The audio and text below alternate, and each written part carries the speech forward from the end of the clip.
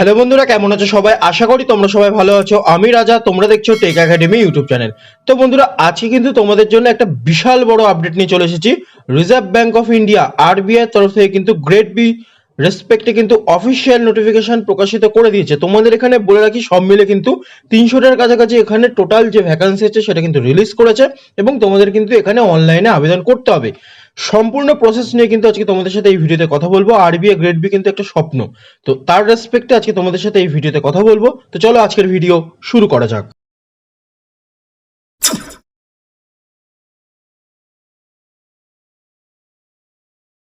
তো বন্ধুরা, তোমাদের সাথে যদি ইম্পর্টেন্ট ডেটের রেসপেক্টে কথা বলি, তাহলে এখানে ফর্ম ফিল আপ কিন্তু শুরু হয়ে গেছে মার্চ 28, 2022 থেকে, এবং ফর্ম ফিল আপের যে লাস্ট ডেট সেটা কিন্তু এপ্রিল 18, 2022 সন্ধ্যে 6টা অবধি থাকবে। অর্থাৎ তোমরা কিন্তু হাতে অনেকটাই সময় পেয়ে যাচ্ছ। তার রেসপেক্টে কিন্তু তোমাদের ফর্মটা ফিল আপ করতে হবে। তার সাথে আমি যদি এক্সাম ডেট নিয়ে কথা বলি, তাহলে এখানে অফিসার ইন গ্রেড বি জেনারেলের রেসপেক্টে যে ফেজ 1 অনলাইন এক্সামিনেশন থাকবে সেটা কিন্তু মে 28, 2022 হবে, এবং তার সাথে ফেজ 2 এর যে পেপার 1, 2 আর 3 অনলাইন এক্সামিনেশন হবে সেটা কিন্তু জুন 25, 2022 হবে। এবং তার সাথে অন্য যে দুখানা পোস্ট আছে তার রেসপেক্টে ফেজ 1 হবে হচ্ছে জুলাই 2, 2022 তে, এবং ফেজ 2 যেটা সেটা হচ্ছে আগস্ট 6, 2022 তে হবে।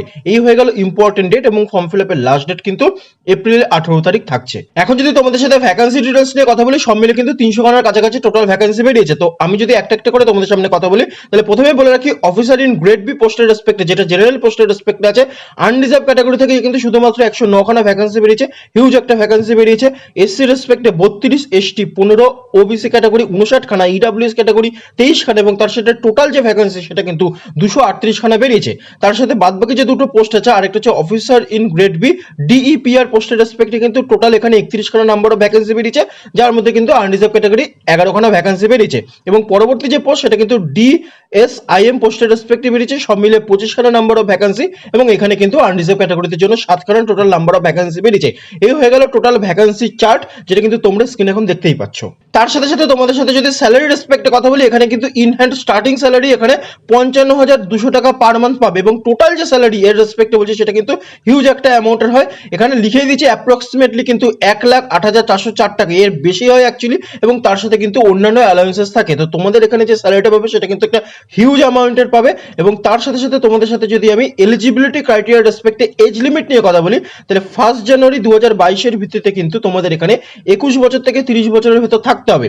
এবং তোমাদের এখানে বলে রাখি, তোমাদের বয়স জানুয়ারি 2, 1992 এর কম এবং জানুয়ারি 1, 2001 এর বেশি হলে কিন্তু তোমরা এখানে আবেদন করতে পারবে না। ইন বিটুইন থাকতে হবে 21 থেকে 30 বছর অবধি কিন্তু এখানে এজ লিমিট বলে দিয়েছে। এবং তার সাথে তোমাদের এখানে বলে রাখি, 5 বছরের জন্য এসসি এসটি আর 3 বছরের জন্য কিন্তু ওবিসি ক্যান্ডিডেটদের এজ রিল্যাক্সেশন দেওয়া হয়েছে। তো বন্ধুরা, এখন যদি এডুকেশনাল কোয়ালিফিকেশন তার রেসপেক্টে কথা বলি, তো পোস্ট ওয়াইজ যদি তোমাদের সামনে কথা বলি, প্রথমে যে পোস্ট যেটা হচ্ছে জেনারেল রেসপেক্টে বেরিয়েছে গ্রেড বি পোস্টের রেসপেক্টে, সেখানে কিন্তু মিনিমাম তোমরা যদি গ্র্যাজুয়েশন কমপ্লিট করে থাকো যে কোনো ডিসিপ্লিন থেকে, তাহলেই তোমরা এখানে আবেদন করতে পারবে। কিন্তু তার সাথে জেনারেল ক্যান্ডিডেট জন্য কিন্তু 60% মার্কস এখানে বলে দিয়েছে। অর্থাৎ তোমাদের মধ্যে যারা যারা 60% মার্কস পেয়েছো, গ্র্যাজুয়েশন কমপ্লিট করেছো যে কোনো ডিপার্টমেন্ট থেকে, তারা সবাই আবেদন করতে পারবে, আর কিচ্ছু লাগবে না। এবং তার সাথে কিন্তু এসসি এসটিদের 50% মার্কস পেলে তারা এখানে আবেদন করতে পারবে। এবং তার সাথে অন্যান্য যে পোস্ট আছে তার রেসপেক্টে যদি কথা বলি, তাহলে এখানে যে ডিইপিআর পোস্টের রেসপেক্টে বেরিয়েছে, সেখানে কিন্তু মাস্টার ডিগ্রি থাকতে হবে ইকোনমিক্স ডিপার্টমেন্ট থেকে, তাহলে কিন্তু তোমরা এখানে আবেদন করতে পারবে। অথবা তোমাদের মধ্যে যারা যারা mathematical economics, financial economics, business economics, agriculture economics এই সমস্ত করেছো, তারা সবাই আবেদন করতে পারবে। অথবা তোমাদের মধ্যে যারা যারা ফিনান্স ডিপার্টমেন্ট থেকে মাস্টার ডিগ্রি কমপ্লিট করেছো, তারাও কিন্তু এখানে আবেদন করতে পারবে। এবং এখানেও কিন্তু 55% মার্কস বলে দিয়েছে। তার সাথে যে পরবর্তী পোস্ট আছে যেটা হচ্ছে ডিএসআইএম এর তরফ থেকে বেরিয়েছে, সেটা কিন্তু মাস্টার ডিগ্রি থাকতে হবে যদি তোমরা ম্যাথমেটিক্যাল স্ট্যাটিস্টিক্স অথবা ম্যাথমেটিক্যাল ইকোনমিক্স অথবা ইকোনোমেট্রিক্স অথবা statistics and informatics, applied statistics এই সমস্ত ডিপার্টমেন্ট থেকে তোমরা যদি গ্র্যাজুয়েশন কমপ্লিট করে থাকো এবং তার সাথে মাস্টার ডিগ্রি কমপ্লিট করো এবং 55% মার্ক যদি থাকে সমস্ত সেমিস্টার মিলে, তাহলে কিন্তু তোমরা এখানে আবেদন করতে পারবে। তিনটে ডিফারেন্ট টাইপ অফ পোস্টের রেসপেক্টে কিন্তু different type of eligibility criteria, যেটা কিন্তু এডুকেশনাল কোয়ালিফিকেশন বলে দিয়েছে।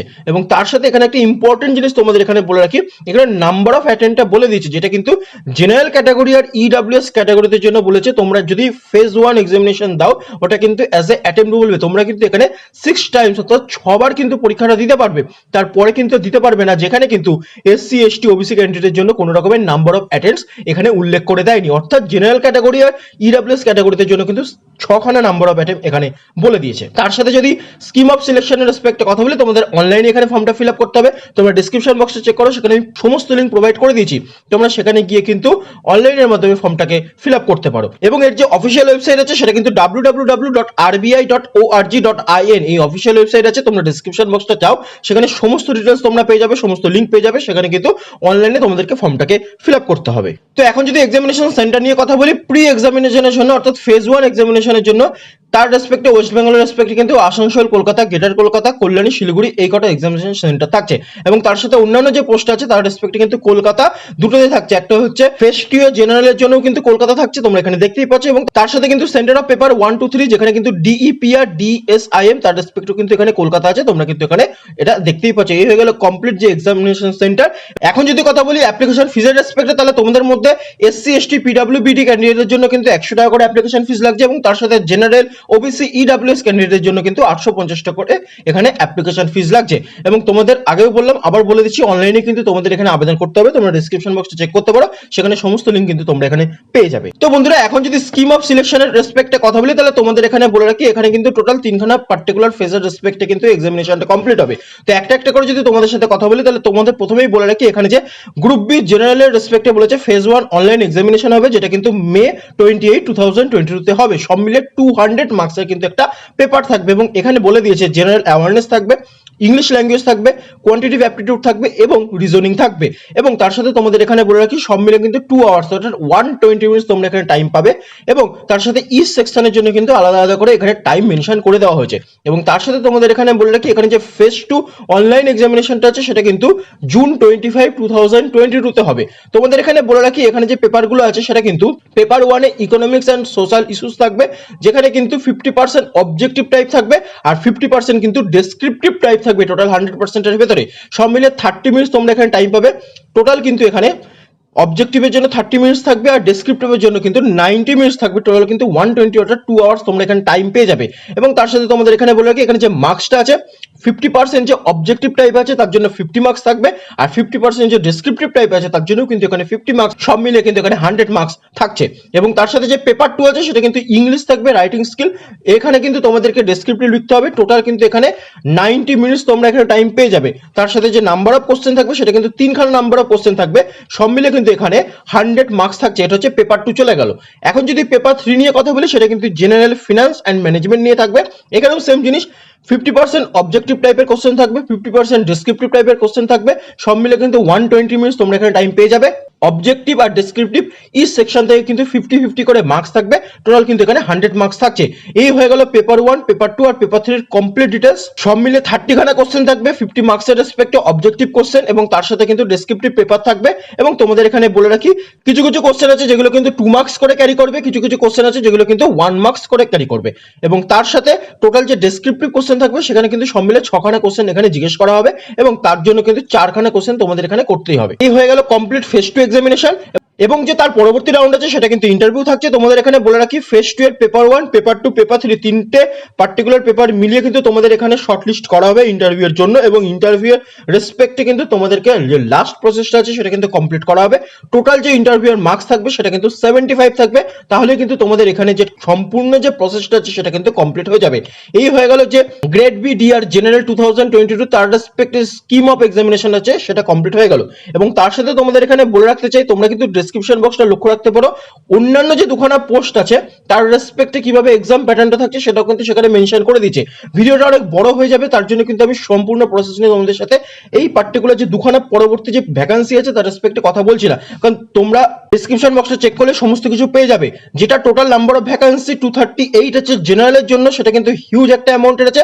তার রেসপেক্টে যাবতীয় ডিটেলস আমি তোমাদের সামনে বলে দিলাম, কিভাবে স্কিম অফ এক্সামিনেশন হবে, কিভাবে ভ্যাকান্সিটা আছে, সমস্ত কিছু বলে দিয়েছি। এবং পরবর্তী যে দুটো পোস্ট আছে সেটা কিন্তু তোমরা ডেসক্রিপশন বক্সে যেতে পারো এবং সেখানে গিয়ে চেক করে নিতে পারো। তাই জন্য নতুন করে ভিডিওটার লেন্থ আমি বড় করছি না। তো এই হয়ে গেল কমপ্লিট ডিটেলস, যেটা কিন্তু স্কিম অফ এক্সামিনেশন থাকছে। তো বন্ধুরা, তোমাদের এখানে বলে রাখি, অনলাইনের মাধ্যমে কিন্তু এখানে আবেদন করতে হচ্ছে। আরবিআই তরফ থেকে কিন্তু গ্রেড বি পোস্টের রেসপেক্টে হিউজ একটা ভ্যাকান্সির রেসপেক্টে কিন্তু অফিসিয়াল নোটিফিকেশন প্রকাশিত করে দিয়েছে। 18 এপ্রিল কিন্তু ফর্ম ফিল আপের লাস্ট ডেট। তার মধ্যে কিন্তু তোমরা ফর্মটাকে ফিল আপ করে দিও। অনেকদিন টাইম পাচ্ছ, ধীরে সুস্থে ফর্মটাকে ফিল আপ করে দিও। তোমাদের মধ্যে যারা যারা শুধুমাত্র গ্র্যাজুয়েশন করেছো তারাই কিন্তু এখানে আবেদন করতে পারবে, আর অন্য কোনো রকমের কিন্তু এখানে এলিজিবিলিটি ক্রাইটেরিয়া লাগছে না। তো আজকের ভিডিওটা এত অবধি লাগছি, আশা করি তোমাদের এই ভিডিওটা ভালো লেগেছে। যদি ভালো লাগে একটা করে লাইক করে যাও, তার সাথে চ্যানেলটাকে সাবস্ক্রাইব করে যাও, পাশে থাকা বেল আইকনটাকে প্রেস করে যাও, এবং নিত্য নতুন ডেইলি জব আপডেটের খবর পেতে হলে এই চ্যানেলে আসতে হবে। এবং তার সাথে কিন্তু আজকের ভিডিওটা এত অবধি রাখছি। তো দেখা হচ্ছে পরবর্তী ভিডিওতে। Till then take care and bye by.